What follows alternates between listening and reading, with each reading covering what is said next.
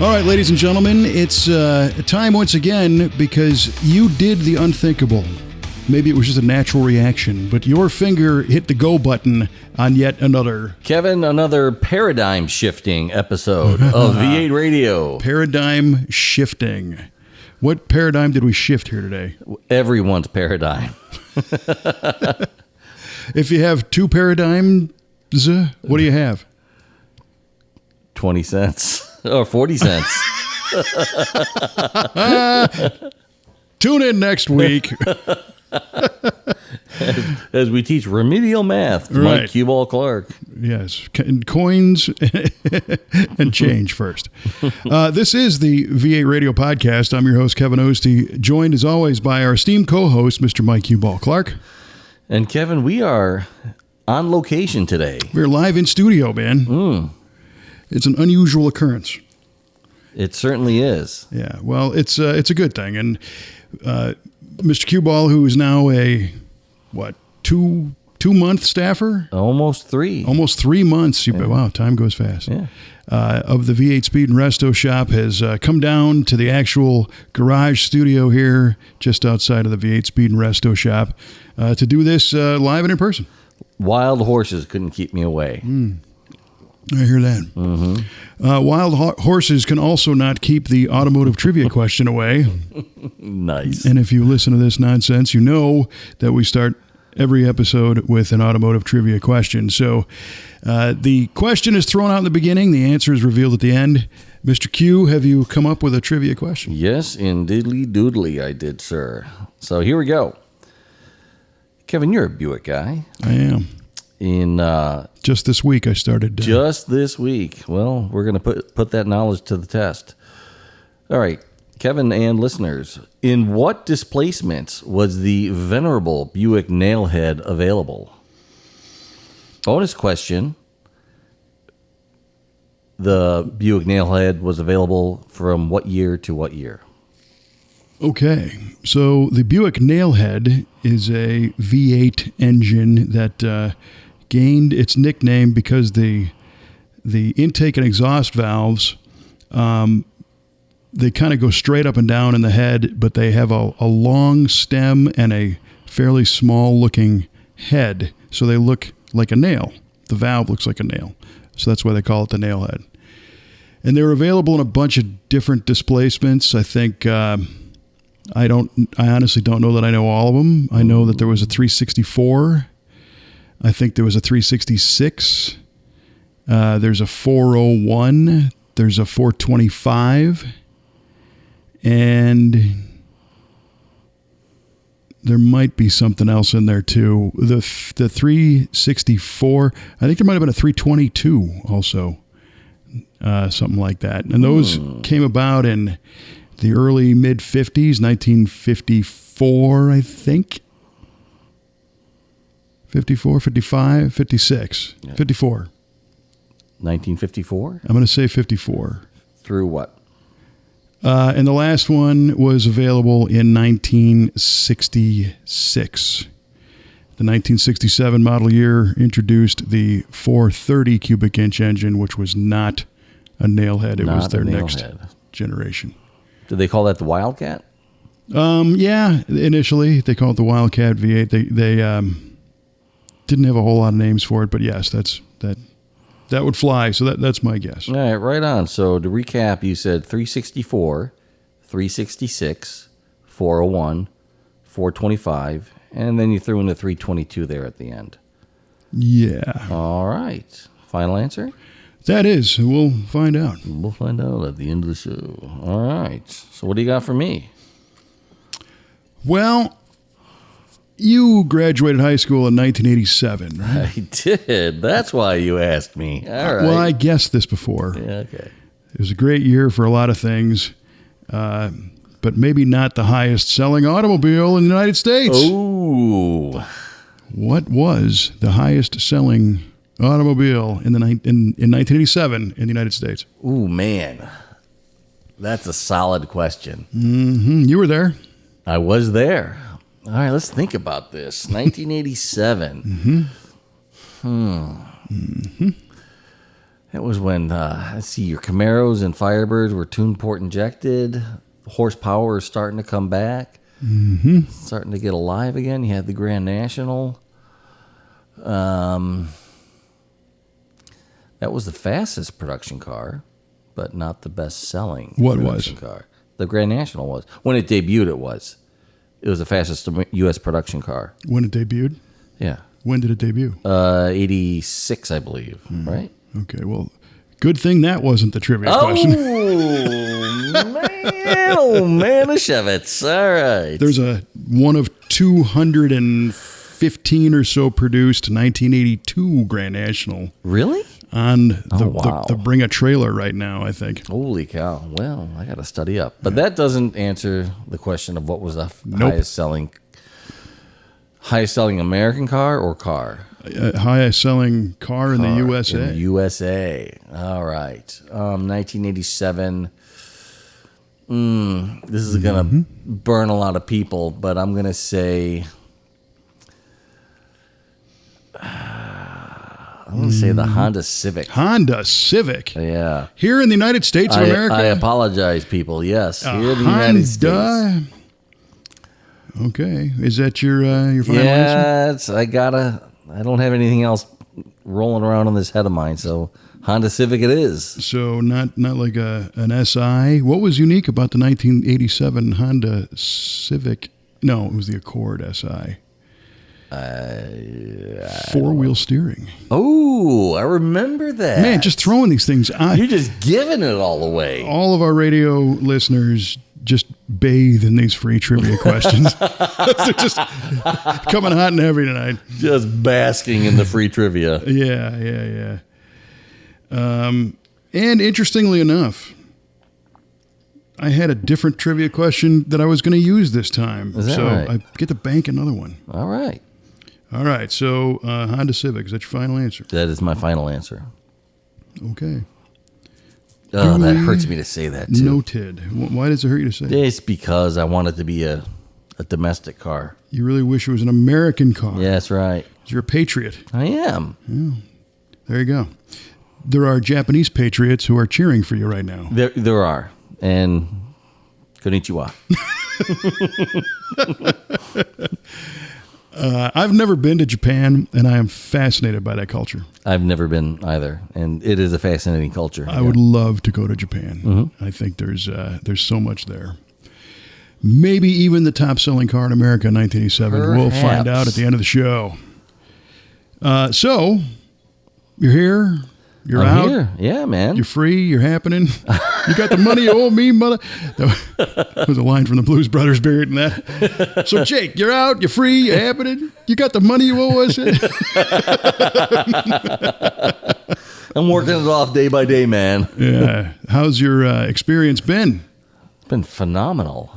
Just from the last 30 days when I came down here. So I come down typically once a month for staff meetings, and I like to see a few extra days just to be around and see the guys and have some FaceTime and really get that on-site experience, so to speak. And just from the last visit to this visit, it feels like a whole different ball game. I just feel like I've learned so much, and like I'm contributing pickleball so much now, or squash, or yeah. I just feel like I'm contributing so much more than I was just 30 days ago. Well, that's outstanding. So, yeah, it's been really, really great. I'm so glad you feel that way, 'cause I know the rest of the team feels that way. Good. That you're contributing and you're lightening the load of a lot of people, mm-hmm. and bringing a lot. So as a fairly newly official industry guy, mm-hmm. whose daily is to source parts and interact with suppliers and aftermarket manufacturers and vendors, what's your perception on the market and on that marketplace now than it was 60, 90 days ago? It feels like it's strong. I mean, there's a lot of product out there. A lot of in-stock product, I should say, too, which is even better. For sure. I mean, you do run across a few things where it says out of stock or, quote, coming soon, that kind of thing. But by and large, I'd say at least 90% of the time, those parts that I look for are in stock. 90% of the time. I would say so, yes. Yeah. For sure. Well, that's outstanding. It is. It's phenomenal. It's, I think the economy has been coming back pretty strong, and it depends on, obviously who you ask, and I'm not going anywhere near any of the political spin, but I do see things like parts are in stock, and other indicators that, right now the employment rate is the unemployment rate is low. Right. Right. A lot of people are working, or at least have jobs. So all that's good. And we've been getting a lot of inquiries for people that want work done and cars built. This month, I think we are up 140% over this month last year. Right. That's huge. Well, we're not talking about that many people. Well, but still, it's plus. It is. It's definitely plus, and it skyrocketed in 21. And during COVID time, because everybody was inquiring about parts and stuff because they're working on their own things, and then it tapered off quite a bit. But now it's on the uptrend again, which is cool. So we're happy to see that. What about some of the sheer variety of places to go to get parts? My list is growing every day. When I discover a new place to be able to source a part. So I have a bookmark on my browser that I bookmark all of these parts stores where I know I can find stuff. And our parts manager, Brian, will show me something new. He showed me something new today for interior stuff. So I bookmark that immediately. And it's great to have almost like a little black book of stores to go to find a lot of this stuff. And a lot of those are, what we will call preferred suppliers. Correct. Which is a translation for industry friends. Sure. So have you been making connections with people that you're talking to? A little bit. I have been making some phone calls to some of the vendors when, say we need to overnight a part. Well, maybe they don't show overnight shipping on the website. So you call and you talk to somebody and you make it happen. And, you kind of make connections that way. That's cool. As far as the most of that experience, I guess, is done email or through online. Sure. A lot of online ordering. Absolutely. Yeah. Which is super easy. And it's great because your online orders are easy to track after the fact. If something is, maybe it didn't arrive in time, you can see exactly what happened. You can refer to it and you can then talk to somebody and get everything straightened out. So your daily is, again, to deal with parts requests and seek parts out and build parts lists and supply all the stuff to get these projects done, and answer the occasional tech question that's associated with that.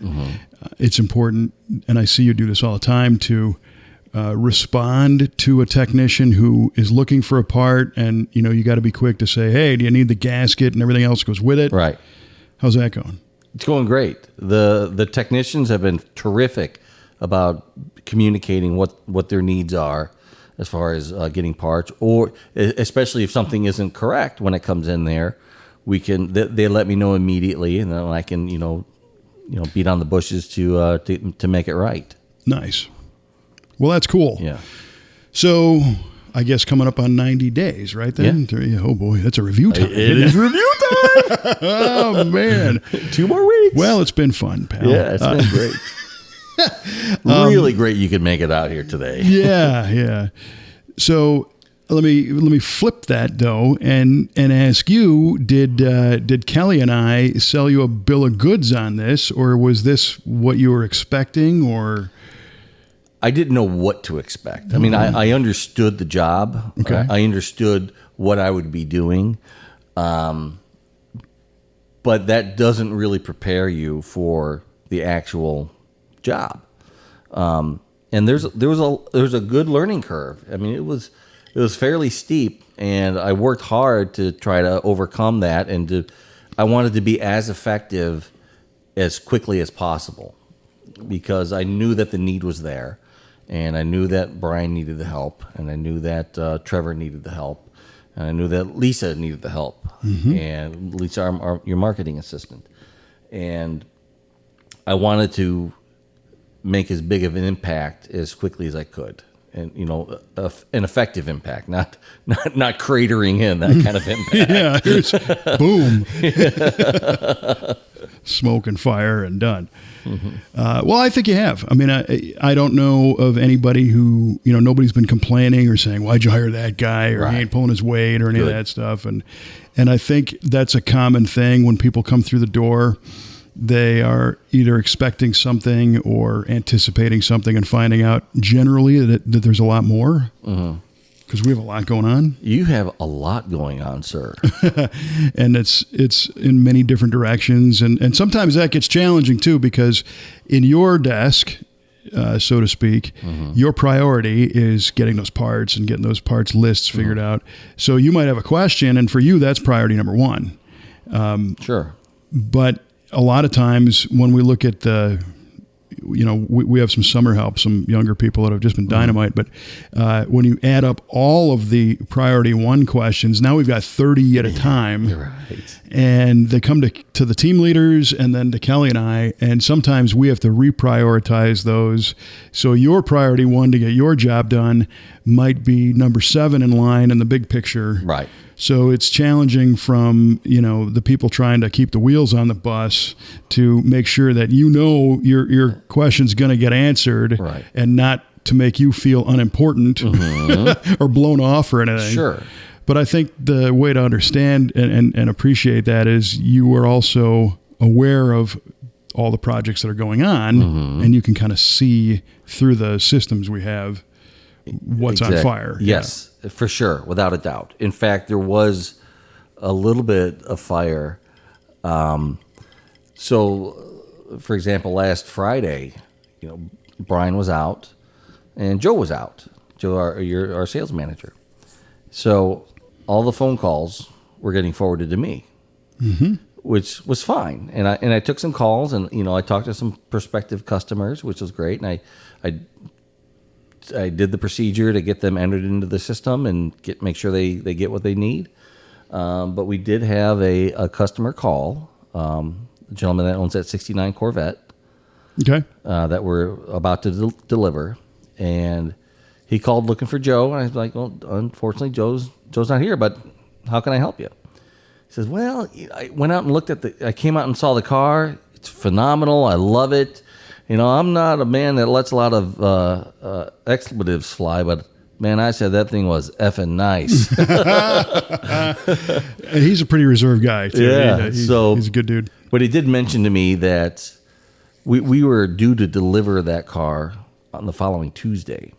And he said, I'm having a hard time getting in and out of it the way that steering wheel is. It's a tilt column, and even with the column up all the way, I'm having a hard time sliding in and out. Well, it's a 69 Corvette after all. Yeah. Can we get a smaller steering wheel? I said, I'll see what I can do. Let me figure it out. So I found a smaller wheel. I worked with Trevor on this, and he said, get it here. Just do it. Yeah. Just get it here. So, and thank God for Trevor, because he reminded me, you need that there's a shim piece that's needed when you're putting an aftermarket wheel on a Corvette column, that the stock wheel has. Aftermarket wheels do not. So you need this small little shim that goes on the bottom of the column. I said, that's awesome. So I found them. I called the vendor. I was able to this is what really blew my mind. The overnight charge, which would have got it there on Saturday, would have been $70. However, ordering it through post office priority mail, which would have delivered it on Sunday, was $13. Nice. Yes. So I said, you know what? I'm going to make something happen on Sunday. Let's do that. Yeah. So, of course, the mail doesn't deliver on Sunday. They delivered it on Monday. Right. Which is when we needed it. Our technicians weren't there Sunday anyway. Correct. Exactly. Yeah. See, that's good thinking right there. I'm like, and there was another instance where I did the exact same thing. Shipping was, instead of $40, was $10. Right. Yeah. Yeah. And that's the thing, is a lot of times some of our customers, especially in the beginning when they might not be familiar with having this stuff done, they don't realize that, we got to pay for shipping too. Right. We don't have the magic building in the back with every single part for every single car. Exactly. And that takes time, and it takes things to be in stock. Mm-hmm. But that's the resourcefulness that we like to see, because realistically, that steering wheel could have been in 3 or 4 different places, right, around the country. Sure. And you happen to find the one that had it, was able to move it and then work with you on shipping. So that's cool. And I made the cutoff by like 5 minutes. You made it, which is great. Yeah. Yeah, that's all that matters. Did it work? Yeah. Yeah. It's on the car. It looks great. I was able to see it. So if I remember correctly, that had a new reproduction stock wheel. Correct. Yeah. The big, I think it's 15-inch wheel. Yeah. It was a black with like a 3-spoke stainless. Yes. It's flat with the split in the middle. Yes. So like a Camaro SS Corvette. Yeah, wheel. the one I found was like a 14-inch wheel, a little bit of a thicker grip than what the stock was. Nice too. Yeah, it looks great in the car. Yeah, that's a good looking wheel. The original ones are pretty thin around the perimeter. Yeah, they are. Yeah. Well, that's awesome. So, so now you did a lot for if you think about it. You had customer interaction, you did customer service, you interacted with the tech, you did the order, you got it. It's the right part. Mm-hmm. You helped solve the problem, and you did it remotely. Yeah, it's great. Yeah, we're right on. We just proved that it works. We did. Mm-hmm. Yeah. So that's fantastic. Well, it's good to hear. Yeah. Made me feel pretty good, I gotta say. What do you think, V8 radio listeners? Do we keep this guy? 1-800-loser to drop him. And dial 1-800 I'm a winner to keep me. Text 952525297. Yes. That's fantastic. Well, people have been going along for the ride here with your review. We'll just play this for Kelle. And oh yeah, this will be my review. I love it here, Kelle. You'll also notice I set that up to a question he knew the answer to. Working with you, man. I appreciate that. Yeah. You're a good guy. No, that's cool. That's great. Because as we talked about here before also, I had some hesitation, Sure. we're buddies first, so I don't want to bring you in on something and have you go, hey dude, this isn't even close. Right. This job sucks and you suck more. I don't want to talk to you again. Right. Yeah. Right. Because then, our 3 listeners around the world, they might be affected by that too. They could be. Yeah. Yeah. This is bigger than both of us. This is all about them. Mm-hmm. It is. Yeah. Completely. So on that note, we took advantage of your time at the shop today to sign some letters and send out some V8 Radio fan appreciation stickers. Yeah, man. Dozens of stickers. We sent a bunch out. Yeah, tens of stickers. Tens of stickers. He said ones of stickers. Ones. Like 3 maybe. So I will say, if you're interested in getting your hands on one of those V8 radio stickers for the back of your car, like right front and center on the deck windshield lid. Yeah. Maybe another one for the windshield. Go to, what would be the best way to do this? Why don't you email Mike at v8radio.com. That still exists, doesn't it? Yeah. Yeah, do that. And then you can get them going. That's fine. You got all the stickers. Let me confirm that email address. We'll fix it if it's not in the the post. We'll fix it in post. I'm a TV guy. Man, dig it, bro. Yeah. Well, the other day I was in California. Kelle and I were in Southern California, and I had the honor of emceeing the SEMA Leaders and Legends Gala once again, which is the Hall of Fame banquet. And that was a phenomenal experience on its own. It was just a great event, and had some great conversations. And Kelle is on the select committee for the SEMA HRIA, the Hot Rod Industry Alliance. So they had their long-term planning meetings and stuff, and I'm not privy to any of that. So I don't know what happened in there, but she's all fired up, so that's good. Awesome. And towards the end of the weekend, we spent the rest of the weekend in SoCal. Went to the Donut Derelicts on Saturday morning. Nice. In Huntington Beach, which is awesome because this is perhaps the oldest cars and coffee type event in the country. Really? It's 55 years old, something Get like that. outta 54 years old. Really? Yeah, it's been going on a long time. And it's Adams Avenue Donuts right there in Huntington. Saturday morning. If you're there by 6, you're almost late. No kidding. 6:30. Nice. And it's like done by 8 o'clock. And there had to be 350, 400 cars. Gee whiz, that's crazy. It was very cool. And our buddy Ross Berlanga from TMI Interiors met us out. So we had donuts and coffee and hung around. And I love the variety. You know, they still, Huntington Beach is Surf City, USA, you know, and they still have a lot of those SoCal hot rods and 32s and Woodies and, you know, all that cool stuff. That's killer. Bunch of cool lowriders. I got some pictures of a 64 Riv that, again, was all laced and you know, multicolored paint. Yeah. And this guy had a multicolor paisley dash that was cloth. And the rear package tray behind the rear window was also this cloth in a paisley stitch. It was just amazing. Had a nail head. Oh, did it? Yeah, one of those beauties. Well. Yeah. I gotta say though, you know, lowriders really aren't my scene, but they are some beautiful cars. For sure. And I think we've talked about this in the past too. The lowrider thing is a cultural happening, and the culture that spawned the lowriders. It's not just the cars. It's the food. It's the music. It's the camaraderie. It's the neighborhoods. It's the location. It's all that stuff.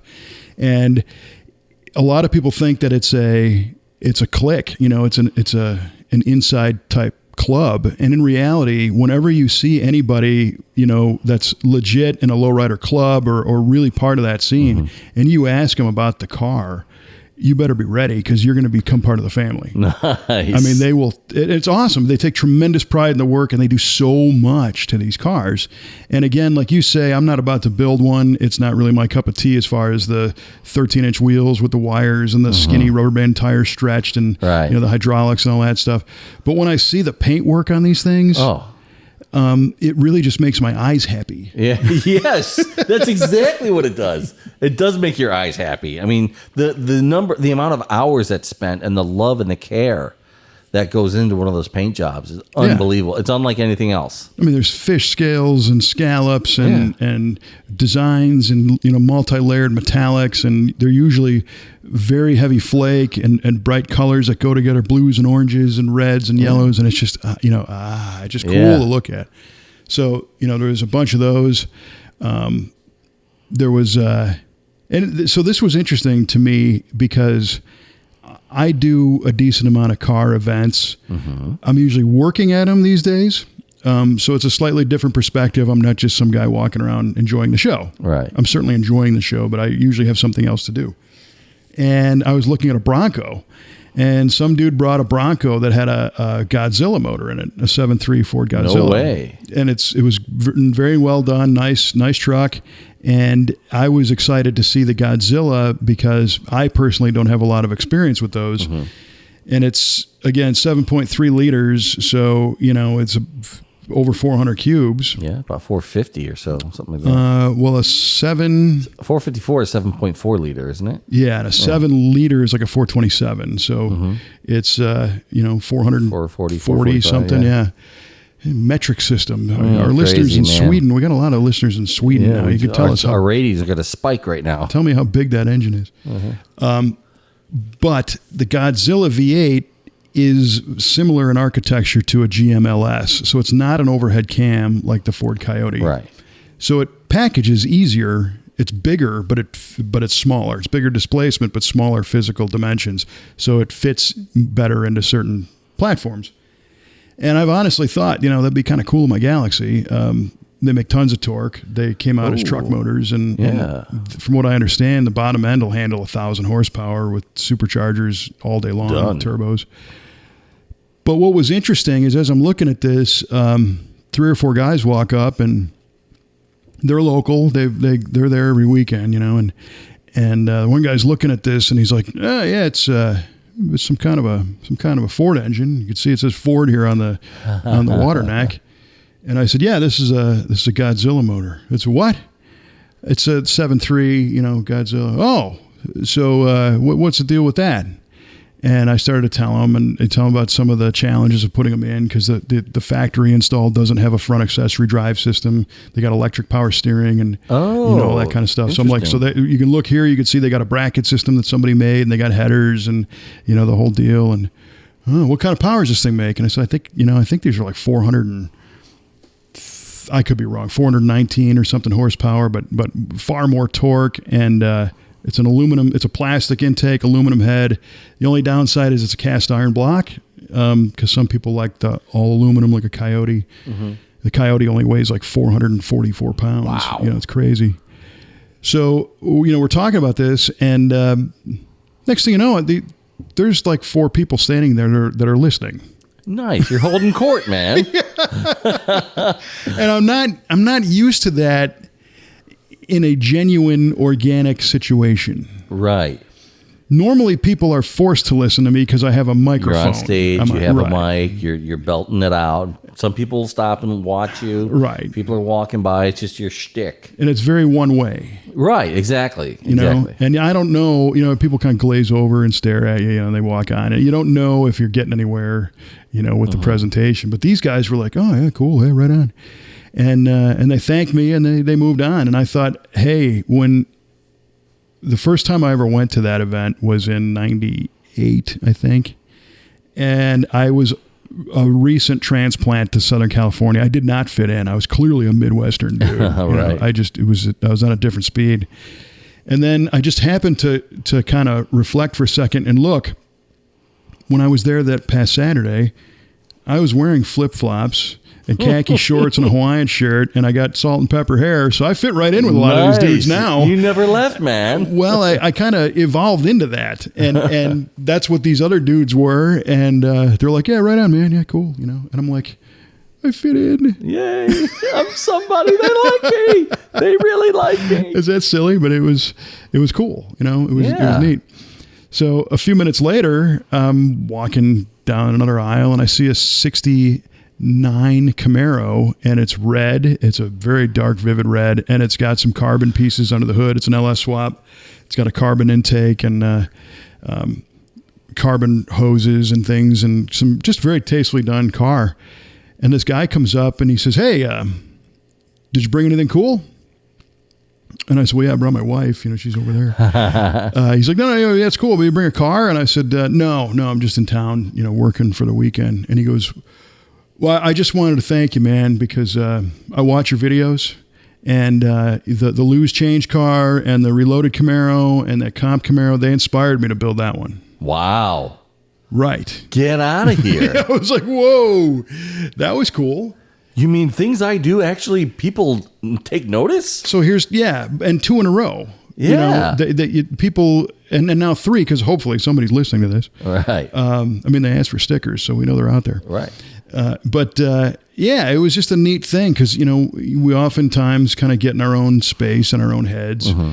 And I don't know who's watching our videos right now. Right. I know that YouTube tells me that there's X number of people watching right now, but I don't know who the heck that is. Right. And then to have somebody pull that out from a car that we did, over a decade ago. Yeah. Or 10 years ago now, I guess, was really cool. And he knew all about it. It wasn't like he wasn't BSing. Right. That's pretty trippy. I got to tell you, it's almost surreal when you kind of have that come back to you about something that you put out there. Well, it makes you think about it. Sure. And I always, except maybe when we do this, but I always try to consider the value of the time of the person consuming it, right? Because if somebody's going to give you 10 minutes to watch a video, you better give them something decent. Yeah. Or they can be happy that they watched that video. Right. Or you did them a disservice, or ultimately you're never going to get them to share any more time with you. Right. So I'm conscious of that, and I cut a lot out of things. Our latest release was the feature on the 64 Corvette. Right. The white one with the asymmetric stripe. And I think just the narration between Jeff, our painter, and myself, I think I had an hour and a half really worth of narration easily. Holy cow. And we had a couple years worth of footage of putting that car together. And the final video is 16 minutes long. That's crazy, dude. Yeah. And in film and in television, they used to talk about the shooting ratio, and it was like a good ratio was 10-1. So if you shot 10 hours, you'd get an hour. That was considered an efficient, ratio. Now, believe me, there's news type people that shoot 1-to-1. But today, because of technology, you got people that take their iPhone camera and just roll with it. They don't edit anything, and it's purely 1-to-1. But to look at the long story and kind of pick and choose, and it's really not about what you take out; it's about what you leave in. Right. So I had to kind of walk the line of cutting that story down, leaving in the good stuff that I thought had value, without suggesting that we built this car overnight. Right. Because we didn't. No. And the car did fight us a lot of stuff. I mean, Corvettes are tricky, especially when they've been altered or modified or wrecked or whatever, because those cars didn't fit that great when they were new. So anyway, when I do these, I'm always thinking, it's like, is the dude asleep yet that's watching this? Ironically, as Cue Ball yawns as we're doing. Come on, man. There's my indicator. I got him. So the trivia question. Nice. But, is the person getting the value of sharing their time? But apparently that I've always maintained that standard as much as possible. And I don't know, maybe if there's any feedback to gain from people that listen to this, what do you think about some of the videos that just kind of ramble on and are longer? And I watch some of those. I watch some of those too. Lately, I will turn them off when I realize I'm really not getting anything out of this, and done. But I used to just go to the bitter end and just fight all the way through it and do it. But like I said, I'm like, enough of this. Click. Well, find something else. What I find is that the technology has evolved to where anybody can create this stuff now in a video or podcast, whatever. But what has not become as readily accessible is the ability to tell the story. That is true. So you have a lot of people that ramble, and when you get to the end, you go, why did I sit through that? Yeah, telling a good story is an art form, I think. You really need to understand what good storytelling is in order to really lay that out. And you're a great storyteller. Well, I appreciate that. It is kind of tricky, but that's the goal. So as something continues on, it needs to continue to deliver. Yes. To keep people in it. Yes. So that's what certainly what we try to do on our stuff. And if I had gone to that donut Derelicts experience and the guy went up and said, F you wasted 13 hours of my life watching your garbage, that'd be a different story. Right. You just apologize. Okay, move along. Thank you. Right. So I'm happy that didn't happen. Yeah. So it was a really cool weekend. We went fishing in the ocean, and Kelle loves to fish, and I don't mind it. I'm not a repetitive task kind of guy. Mm-hmm. I could not be an assembly line person or somebody who does the same kind of thing over and over again. And to me, that's what a lot of fishing is.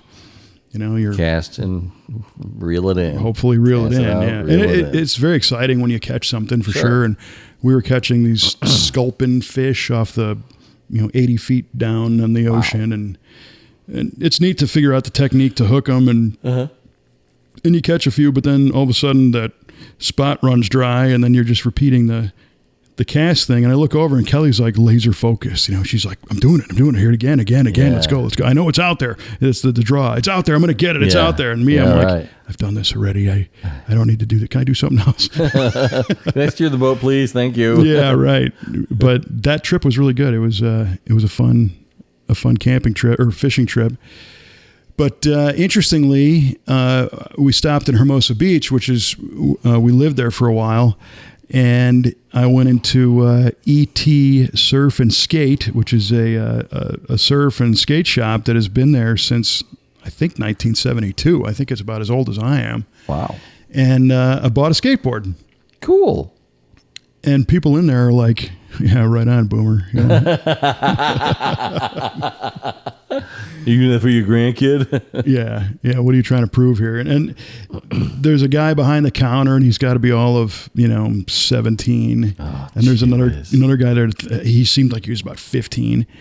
And I said, "Can you give me a hand?" And the dude's like, "What do you need?" And I said, "Well, I'm looking for a board." And he's like, "Well, what do you want?" And I said, "Well, I'm not really sure. I used to skateboard a lot when I was growing up. Our buddy Paul and I used to skateboard like for transportation." Right. And part of it was because I seem to always have had flat tires on my bicycle. So we devised a little system where, I had a nylon like water ski rope, and I'd throw it around Paul and he would ride the bike and I would sidewalk surf basically on the skateboard, And likewise, if he had a flat tire, like the one time I pulled his ass around.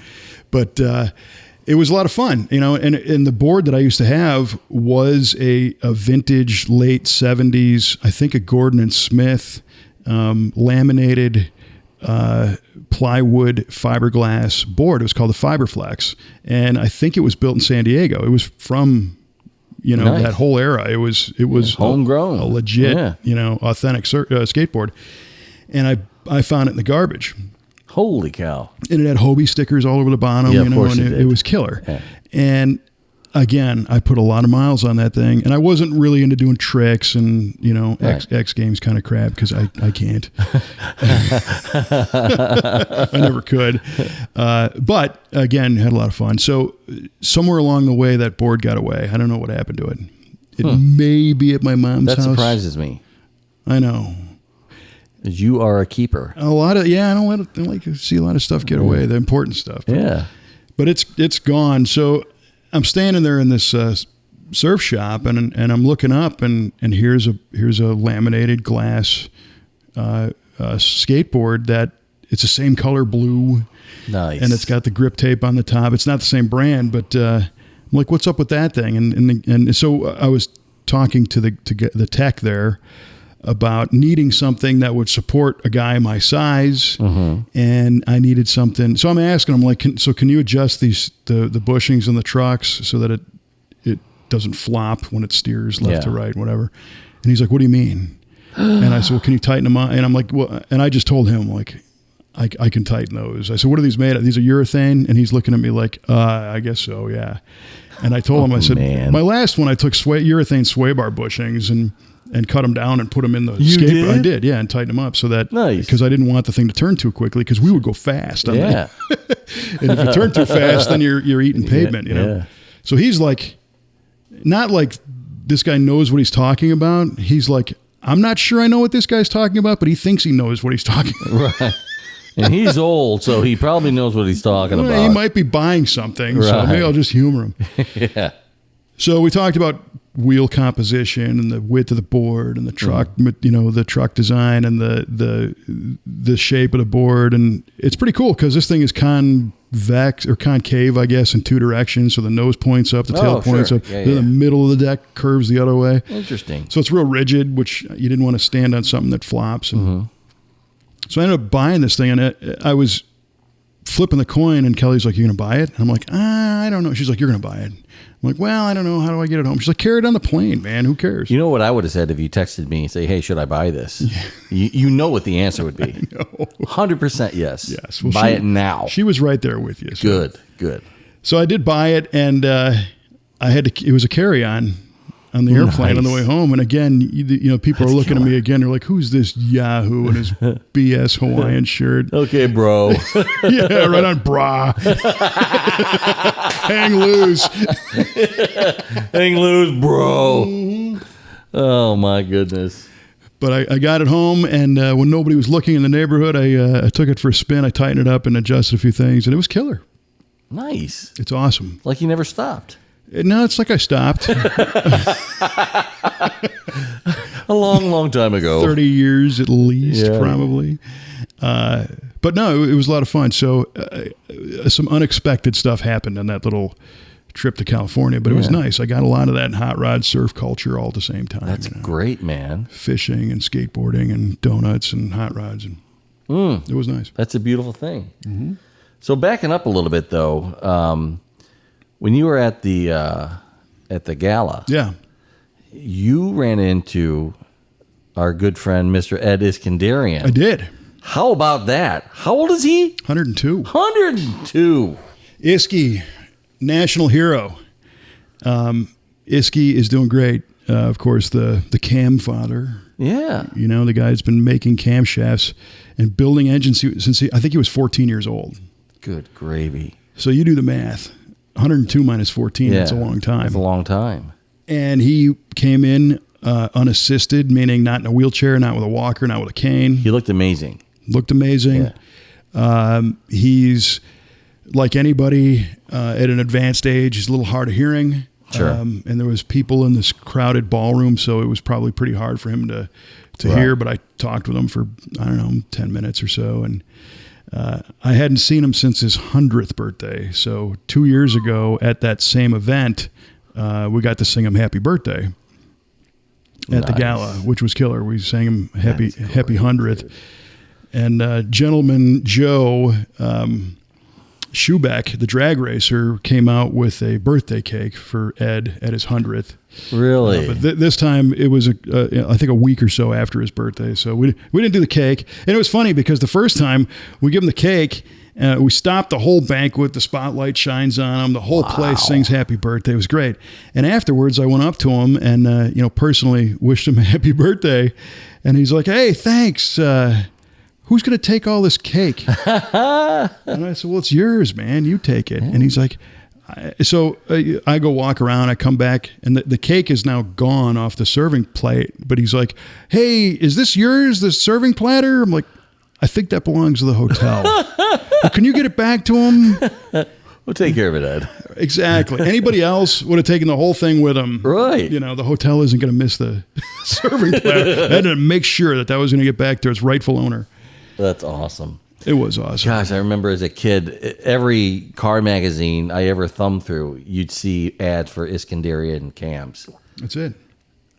I mean, I can't it blows my mind to know that he was kind of old back then. Yes. Doing that in like the early to mid 80s when I started looking at car magazines. And I mean, it was 40-something years ago. So here's some math. This is the 60th year of SEMA. So the organization is 60 years this year. Wow. So it started in 1963. Yeah. Ed was the first president of SEMA. That is nuts. And he was 42 when they elected him. Unreal. Unreal. And he wasn't elected.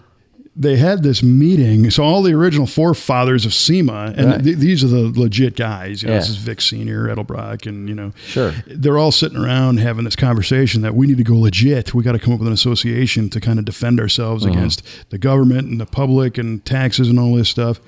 And they're like, where's Iski? Oh, he didn't make it. Well, then he's president. So he's like, I don't even know what the hell happened. Next thing I know, I'm president of some trade organization. I wasn't even there. That's awesome. Those are great stories. Oh my God. Yeah, it was pretty funny. That's amazing. So yeah, he was one of many. Gene Winfield was there. Awesome. And he's doing good. He was dancing, really? Afterwards. Right on. Yeah, for sure. Still getting it done. My goodness. Yes.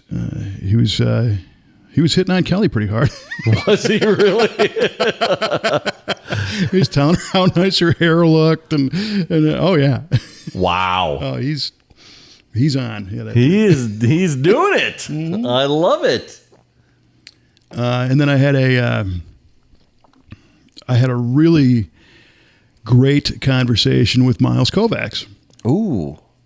And Miles Kovac, former guest of V8 Radio. That's right. Miles was a guest, and Miles is one of those dudes who goes in all directions and, started the Dub Wheel brand and Dub Magazine and all the lifestyle events and products and you name it. He was in the music business and all kinds of stuff. And Miles is a guy who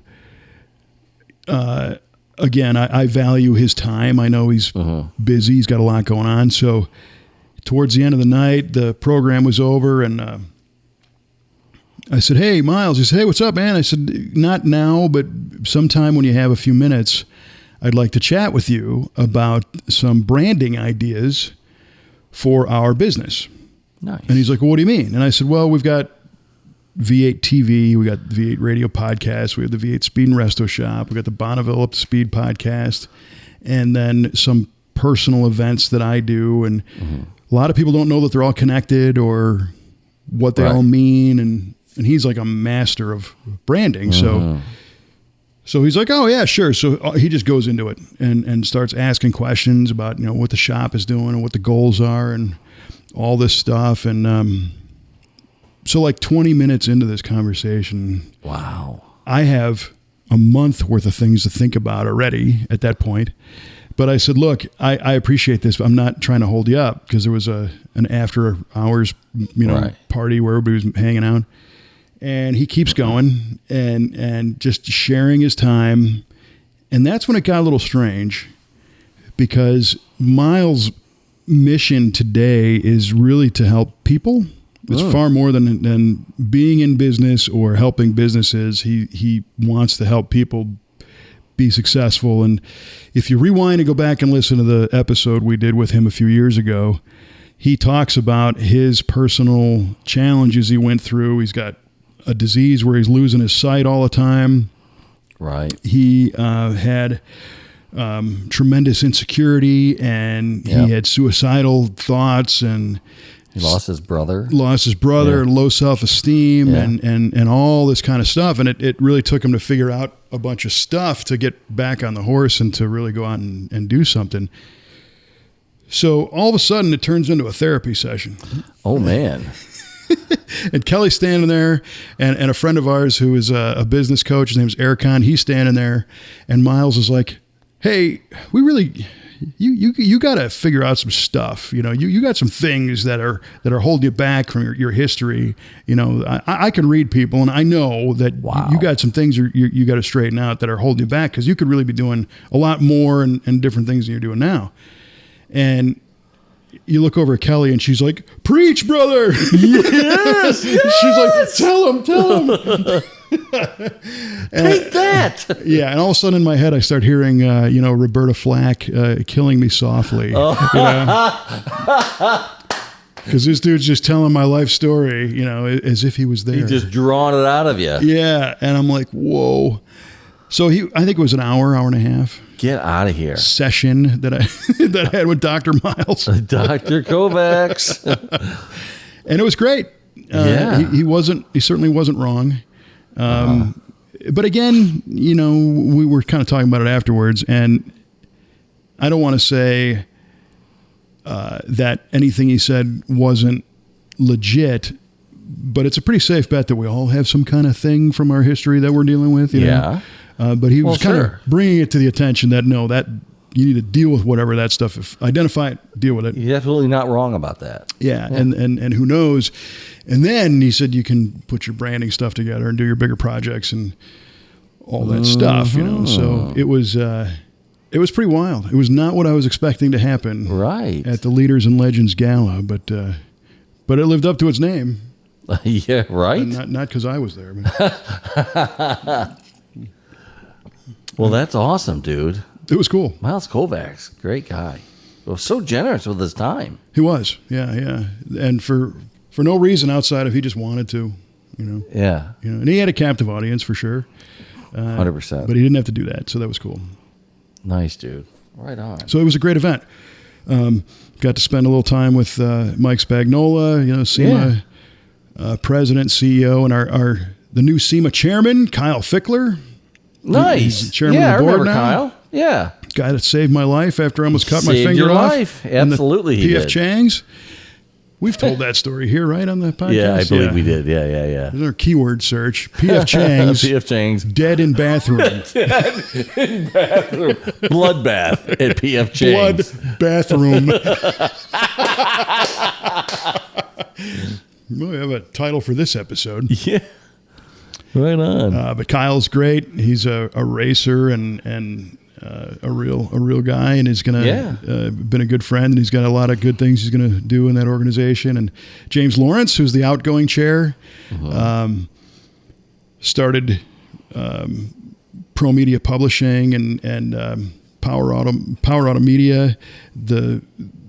At the same time that I kind of started the V8 TV television thing, he was doing, web video and car stuff. So our businesses kind of grew at the same time and in different directions. But he worked at Hot Rod when I was there. He was an editorial assistant when I was at Hot Rod. No kidding. Yeah. So we always joke about those stories too, but he's got some really cool stuff going on that is working with companies and employees. And you're going to get you'll get this one. His latest business venture is called Happy Companies. All right. Sounds kind of silly, but he is applying the personality profile similar to the DISC assessment that you and I have both done through some courses that establishes who has what type of personality in your business, and then gives other people tools to communicate better with those people so that more gets done and people aren't offended and people can work together better. But his new deal is taking it up a bunch of notches because it uses AI and it uses coaching gleaned from thousands of hours of professional coaches. Wow. So an example would be, so my personality type, there's this thing called the DISC assessment. You got a D, an I, an S, and a C type personality. You're a D. D is dominant. Kelly's a D. Kelly's a D. D's don't mess around. No. Short answers, just get it done. I is an influencer.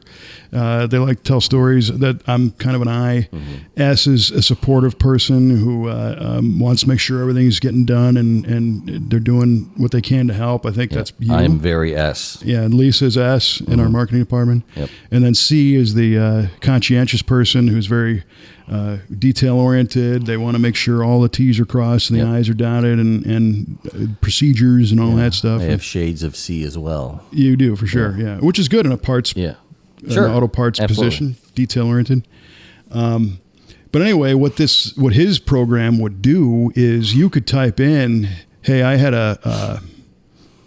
a meeting tomorrow with Kevin Oeste, and it's going to spit out things that you should bring up. Ooh. Because his software that he's working on has a full environment where it's almost like a Facebook internally.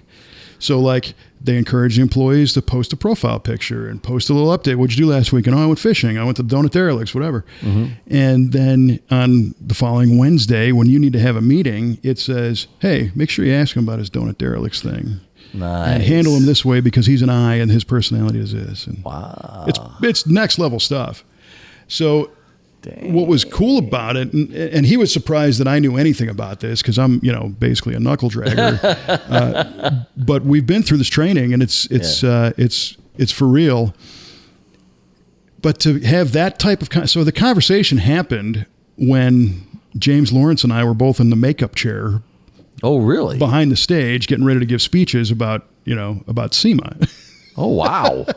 So I'm like, what are you doing? And he starts laying it on me. He's like, well, I could try and explain it to you. And I'm like, no, I'm with you. Mm-hmm. So this industry is, people think you're in the car business, but it's so much more. Totally. 100%. In every direction. You're in the customer service business. Mm-hmm. You're in, of course, sales, regular service. You're in a lot. Yeah, you're in the human personality business and from trying to figure out what people want to build them the car they want to all the way down to hard parts and nuts and bolts. So, all that made for a great experience beyond the SEMA Hall of Fame deal where we inducted Steve Ames from Ames Performance Engineering, big Pontiac guy. Induction. That's cool. And we also brought in John Iannode, who's a manufacturer's rep, and became one of the first certified professional manufacturer's representatives. So he brought a whole new level of professionalism to sales support and training people on sales. And then a gentleman named Mitch Williams, who was the youngest at the time president of Helle Lighting in Germany. Oh, yeah. In his 30s. And he led them to like 19 years of straight growth. Wow. And he worked for CBA Lighting, and now he's with Rigid Lighting in Arizona. But you ask a guy, how do you get into automotive lighting, right? It doesn't seem like that exciting of a thing. And he said, well, I would go to the 24 Hours of Daytona. And he said, when you see a race car go 200 miles an hour, it's pretty cool. But when you see him do it in the dark, he's like, that's bad. So, again, I got to spend some time with people like that, too. So it was really cool. Living a charmed life, man. For sure. Very fortunate to have those opportunities. Yeah. That's killer. And it's good for us because you get to regale us with with tales of your exploits. Berate you with tales of exploits. Or bore you or whatever. But speaking of boring, next week, I don't know when we're going to get this out. Hopefully before Bonneville Speed Week. Yeah. Because I'll be there doing the live stream. That's right. Probably the weekend before through the middle of the week of Speed Week at lsrlive.com. It's landspeedracinglive.com is where that stream's going to be. For lsrlive.com. All right, cool. And I'm going to try and port it to the V8 website through the Bonneville Up to Speed. So it's BonnevillePodcast.com. Look for it there too. But our strategy is to shoot some interviews of people in the pits. Some of the streamliners going for 500 this year, the Turbinator, the Speed Demon, right on. A lot, and down to the more entry level or smaller engine, vintage motorcycle guys and gals and all that stuff, and interviews in the pits. And so this could go really cool, or it could be like a total flame out. Talk about cratering in. Well, you're out in the hot sun in the salt desert with very little connectivity for 10, 12 hours a day at a time trying to do a live broadcast. So right. We'll see. Yeah, we'll see what happens. Yeah, exactly. Tune in to see the chutes get pulled, and we'll see how it goes. So it's lsrlive.com. Right. Right on. All right. Cool, well, man. This has been fun, but it's also trivia question time. Oh, so it is. All right, let's get to that. Give me 1 second. Let me bring it up. So, Kevin, I asked you what were the displacements available in the Buick Nailhead, and for the bonus question, what years was the Nailhead available? Right. And you said I'm supposed to know this, by the way. In displacement order, you said 322, 364, 366, 401, and 425. And you guessed the years available from 54 through 66. Unfortunately, you were really close, but not quite there. So the Nailhead displacements, by the way, I should preface this question brought to you by our good friend Yardley, our V8 radio statistician. Of course. I really want to like this guy. We've been, quote unquote, friends for a long time. Yardley, I love the fact that you push me around with these questions. So so the answer is 264. 264. 322. 364. 401 and 425. So only one wrong. Yeah, only one wrong. You were right there. Hey, you're right there. And they were available from 53 through 66. So close. So close. Probably closer than my answer.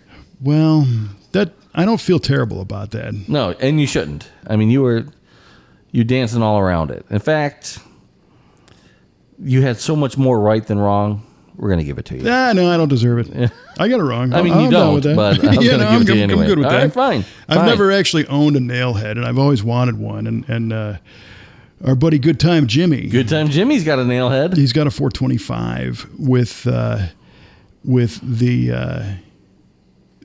the custom intake manifold that came off the old yellow race car, which is just insane. And our friend Eric is at some point doing something with that engine. We got to figure out what's going on because Eric's got a lot on his plate. So we'll see. But I love nail heads. My buddy Jimmy, another buddy Jimmy, had a bunch of them, including a 65 Buick GS. Really? Cool. With a 401. I think that was a 401. And that thing was dynamite. Tons of torque, super smooth. Yeah? They're good engines. Nice. So, all right. Well, that was fun. Yeah, man. I asked you the year that you graduated the highest of schools. Yes. What was the number one selling car in the USA? And you hemmed and hawed and you felt disdain and remorse. Yes. Because you felt there was not going to be an American-produced vehicle, so you came up with the Honda Civic. Yeah. And Hondas were certainly very popular at the time. If I remember correctly, those commercials were narrated by Burgess Meredith. Yes. He did narrate some Rocky's of those. Rocky's Trainer. Yeah. I'm looking at a picture of it. I got an Airstream over here on my counter. Nice. Rocky's Trainer, yeah. Unfortunately, that's not correct. The country that produced the biggest selling car in the United States in 1987 was a place called the United States of America. Oh, yes! I'm so happy to be wrong. And it was the Ford Escort. Ford Escort, of course. Just shy of 393,087 Escorts. Oh, my goodness. Yeah. That never entered my mind. What's wrong with me? Well, because they're not very memorable cars. No, and they were pretty crappy cars, if I remember right. Unless it was like the Sierra Cosworth. Right. But nobody ever had one of those. So. No. No, I almost thought of Chevette, but I'm like, there's no way. It can't be a Chevette. Yeah, no, it was an Escort. And I've told the story on how I had the Escort's twin sister cousin, the Mercury Lynx. Yes, the Mercury Lynx. Had to trade in the original maxi van for a Lynx for my sister. That's painful. It was. Yeah. But that story has a happy ending because you have the van back. Not that van, but close enough. I do. It stung me enough to get another one. Mm-hmm. Yes, it did. Yes. And you know what? I haven't driven the van in over 2 months. Come on, man. Pretty much, yeah, 2 months. Did you get it all out of your system now or something? No, I've had all these things going on. You know, my poor Galaxy's over here with a flat tire because they cracked a wheel for crying out loud, and that was a whole thing. And then we've had all this super unbelievably hot weather, and the van does not have air conditioning. Ooh, that's rough. It does have air conditioning. But it's not working. Not functioning. So it's a York style air compressor. It's not a factory Chrysler air system because they added this thing. The AC is in the back of the van under the couch.